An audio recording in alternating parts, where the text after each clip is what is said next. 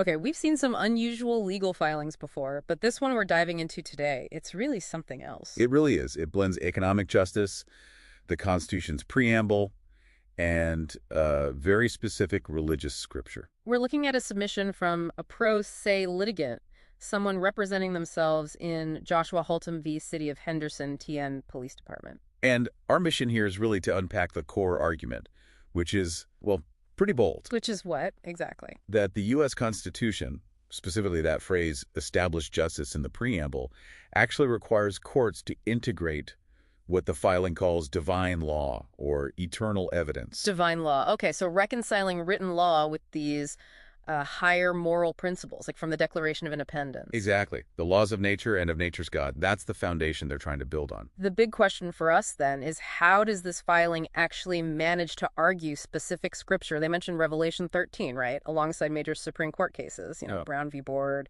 Obergefell. Right. Quite a balancing act. Yeah. Let's get into that main structural claim first. Okay, so the filing starts by saying structural violence, which they define as systemic inequality, institutionalized harm, violates the 14th Amendment's Equal Protection Clause. Standard enough start, perhaps? Yes, but then comes the leap.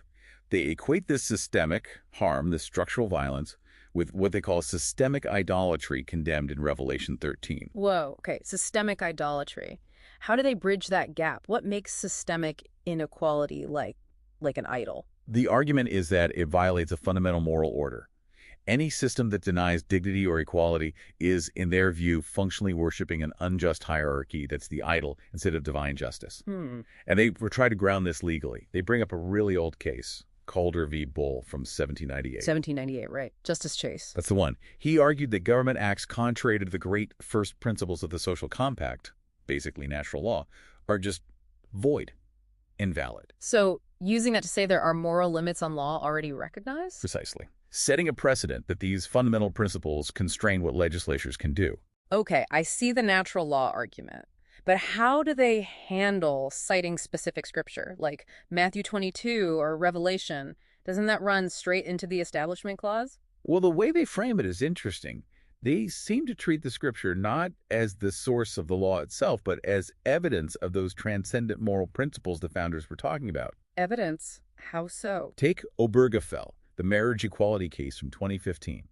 They point out the court itself used language about transcendent imperatives of dignity and equality. Oh. The filing then just says, see, those transcendent imperatives, that's directly connected to the divine mandate, like love your neighbor from Matthew 22. So they're arguing the court is already dealing in transcendent principles, just maybe not naming the source they prefer. That seems to be the move, yeah. And they do something similar with Brown v. Board. The desegregation case. Right. The filing argues legalized segregation contradicts the word made flesh. That's John 1.14, because that concept inherently dignifies all people. So if the Constitution must reflect inherent dignity, then legalized hierarchy based on race has to fail. That's the logic presented, which then leads into the economic justice part. This is maybe the most provocative section. Go on.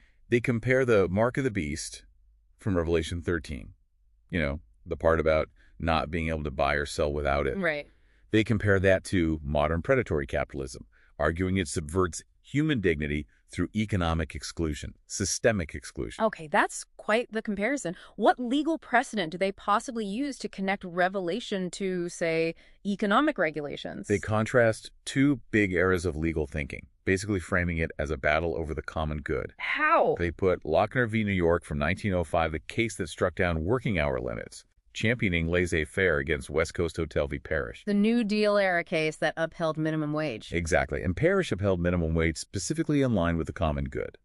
The filing jumps on that phrase, noting it's a concept straight out of Aquinas' divine natural law tradition. So the argument becomes that the Constitution, properly understood through cases like Parrish, protects human dignity over pure, unchecked economic forces. That's the core of that section, which then naturally raises the question of what judges should do. The filing insists courts need to blend justice with equity or mercy. And how do they back that up? More scripture. Scripture and modern case law. They point to Graham v. Florida from 2010. That banned life without parole for juveniles in non-homicide cases. Right, and the court justified it based on evolving standards of decency. The filing says, well, these evolving standards mirror divine mercy, specifically citing Micah 6.8, Do justice, love mercy, walk humbly. Okay, so structural violence is the problem, rooted in violating divine natural law. Mercy and dignity are needed. What's the proposed fix? The remedial framework they suggest is called Jubilee. Jubilee, like the biblical concept. Exactly, referencing Leviticus 25. The original Jubilee was about resetting debts, freeing slaves, returning land. A societal reset. And they see a legal parallel. They argue courts can and should order major structural reforms to fix systemic harm. They actually cite Brown v. Board again here, framing it as a kind of modern American Jubilee, a court-ordered reset of an unjust hierarchy. Fascinating way to frame Brown. What else? There's a final point about language. Yeah. Fidelity in language. Meaning? Urging courts to use language that actively affirms human dignity. They point to cases like Lawrence v. Texas and Bostock as examples. The LGBTQ plus rights cases. Yes, as models of affirming dignity. And they tie it back to Scripture again. Ephesians 4.15, speak truth in love. So wrapping this all together, it's a very unconventional, very bold argument. Absolutely.